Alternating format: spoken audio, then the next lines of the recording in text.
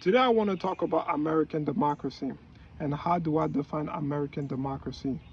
The way how I give a textbook definition of American democracy is due process, innocent until proven guilty. For example, there is trial, and the defendant or the jury have to find evidence to prove that you committed that crime. So in 1975, back in 1979, when Ted Bundy was convicted for the Florida State University murder, they did not have technology. But Ken Casares, the police officer from the Leon County Jail, was able to identify evidence that Ted Bundy committed the Florida State University murder by showing the bite mark of Lisa Levick. And another example of American democracy is everyone get the right to vote. It does not matter if you're somebody of color, what gender you are, whether you are male or female.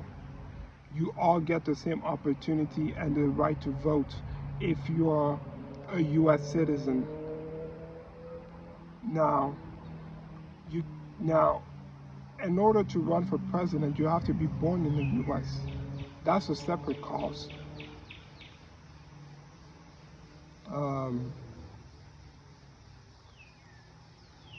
And Lauren Chen does not believe in democracy, according to her. So maybe she was talking specifically about the 19th Amendment, like where we repealed the 19th Amendment, but due process, fair trial, innocent until found guilty is part of American democracy. You don't have to be a God believer or religious, but karma is real, because she said that she does not believe in democracy back in April 2024. I can't really remember. And then by September 2024, boom, both of her channels have been nuked.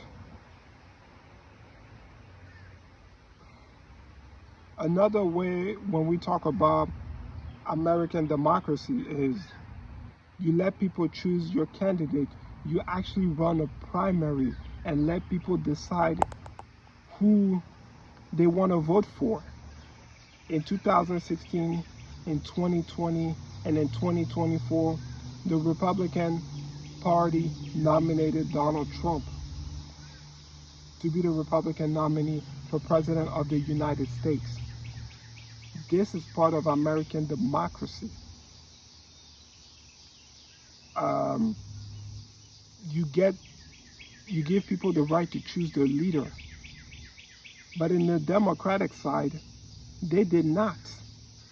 They rigged this entire Democratic primary and to make it hard for people to challenge Biden, and then they canceled debates so his cognitive decline can be exposed. And then when he had that disastrous debate back in June 2024, people realized he should not have continued in the race. And Obama, Pelosi, and whoever who calls the shots got him out of there, even though it was finagle how they rigged the primary.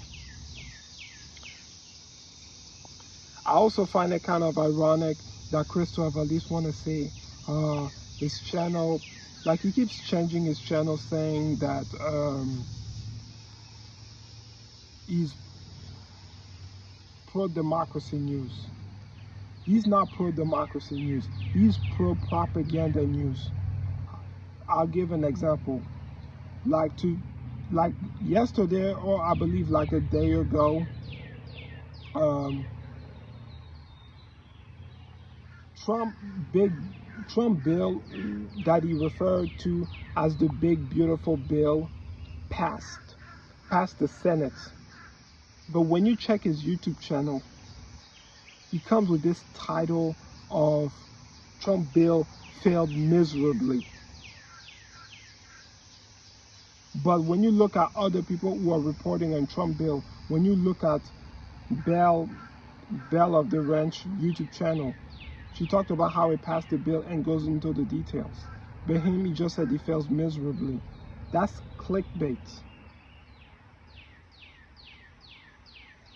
So this is an example of somebody who's not pro-democracy, he's pro-propaganda news, and does not give unbiased coverage or a real analysis.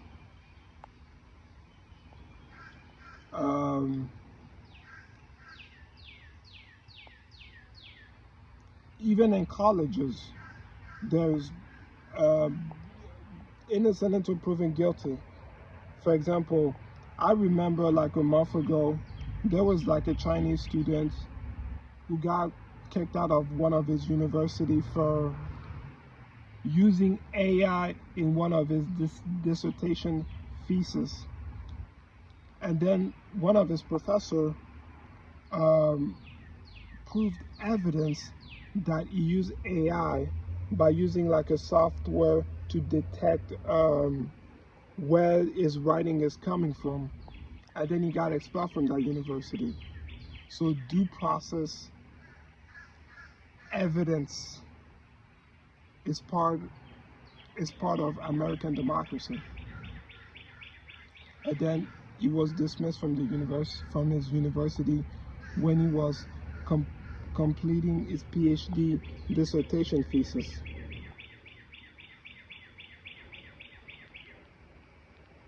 That's what I gotta say.